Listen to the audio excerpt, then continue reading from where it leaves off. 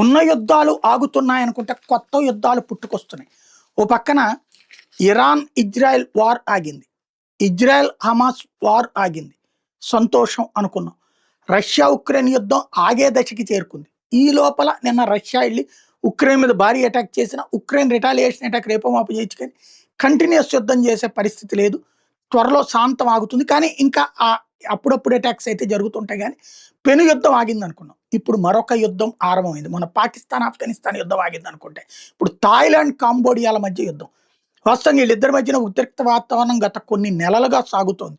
మొన్న మధ్యన కాంబోడియాకి సంబంధించినటువంటి అధ్యక్షుడితో థాయిలాండ్ ప్రధానమంత్రి, మహిళా ప్రధానమంత్రి, తొలిసారి ఎన్నికైన ఆవిడ ఫోన్ చేసి అంకులంటూ మాట్లాడినందుకే థాయిలాండ్లో ప్రజాగ్రహం వచ్చి చివరికి ఆమెను ఆ పదవి నుండి తొలగించినటువంటి పరిస్థితి చూసాం.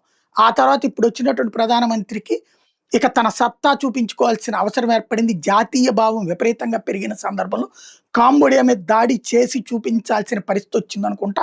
ఈవేళ కాంబోడియా మీద పెద్ద ఎత్తున యుద్ధ విమానాలతో విరుచుకుపడింది.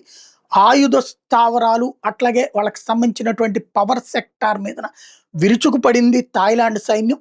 థాయిలాండ్ సైన్యం చేసిన దాడిలో పెను విధ్వంసం చోటు చేసుకుంది. కాంబోడియాలో అనేక ఆస్తులు ధ్వంసమైన, ప్రాణాలు కోల్పోయినటువంటి పరిస్థితి ఉంది. దాంతో కాంబోడియా రిటాలియేటరీ అటాక్, ప్రతీకార దాడులు తప్పవని హెచ్చరించింది. వాళ్ళు ఓ పక్కన మిస్సైల్స్ రెడీ చేస్తున్నారు, యుద్ధ విమానాలు రెడీ చేస్తున్నారు, వాళ్ళు దాడికి సిద్ధమవుతున్నారు. దాంతో థాయిలాండ్ అంటే మనకు సరదాగా వెళ్ళాలనుకున్నటువంటి వాళ్ళు ఇప్పుడు ఆగడం బెటరు. ఎందుకంటే ఎప్పుడు ఏదొచ్చి బాంబు పడుతుందో తెలియదు అక్కడ.